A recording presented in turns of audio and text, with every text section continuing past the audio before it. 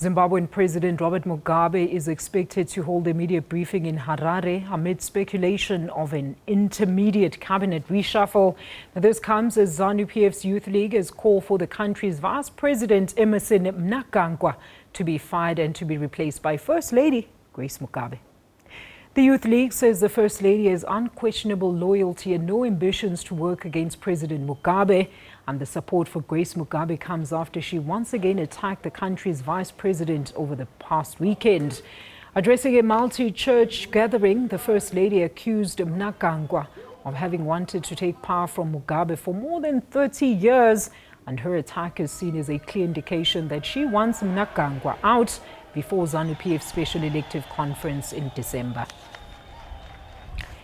Well, to help us understand the ZANU-PF internal politics, we're very pleased to be joined on Skype by Mr. Arnold Tsunga, who is the Director of Regional Program of International Commission of Jurists.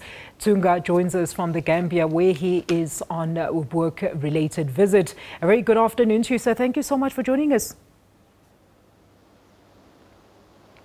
Yes, thank you very much. I can hear you, but the phone is breaking a little bit. All right, Arnold, let's try and see what you can hear. My first question is, hardly 3 years after Joyce Mujuru was fired from government and party, the same script seems to be playing itself out for the same person now, Vice President Emmerson Mnangagwa. What are your comments into this, sir? Yes, I think the thing is that the failure of to have planned for succession in his party is part of the national disaster that we have in terms of governance.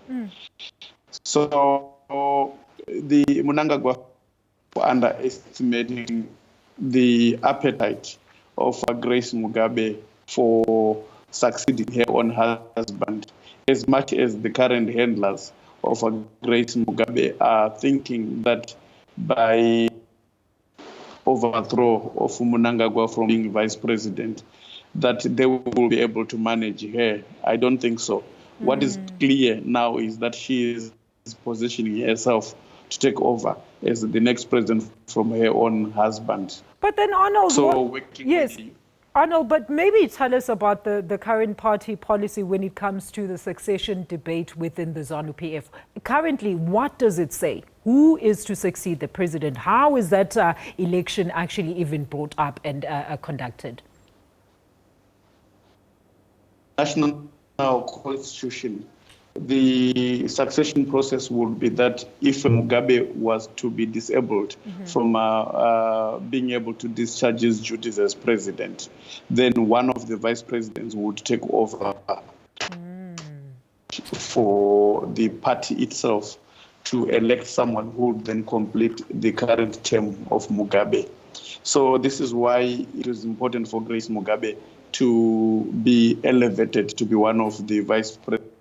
It means that if Mugabe, for some reason, dies or becomes dysfunctional before the next election, then she can actually become president without action in Zimbabwe. And that's the reason why they are in a hurry.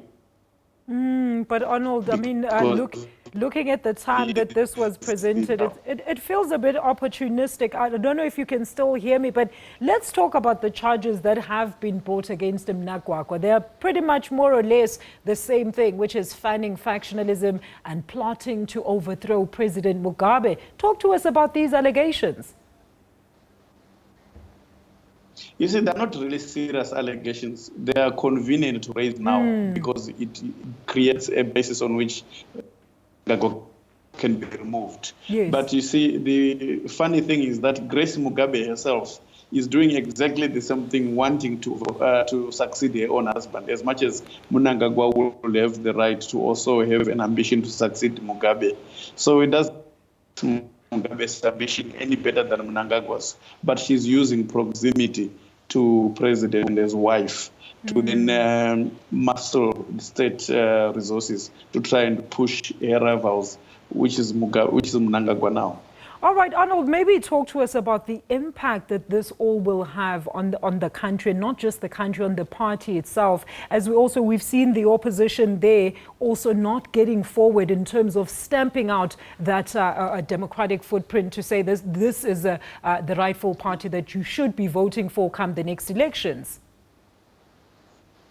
Yeah, it's a tragedy for Zimbabwe that ZANU-PF can have the luxury of this intra-party conflict, the fact that the opposition is, after also going through a process of dividing itself into multiple small organizations that can no longer pose a serious challenge to ZANU-PF.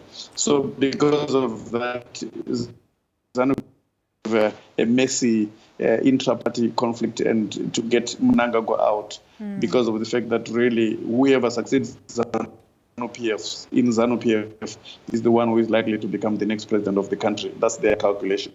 All right, Arnold, unfortunately, we've got a very bad line there. Thank you so much, though, for bringing us those answers and that insight. And of course, particularly, I'm sure a lot of people wanted to know about how the succession debate is even brought up when it comes to the camps of ZANU-PF and Zimbabwean politics. That is Arnold Zunga, the ICJ regional director, talking to us about the latest developments in Zimbabwe, where it seems like the First Lady, Grace Mugabe, might be touted into the vice presidential seat.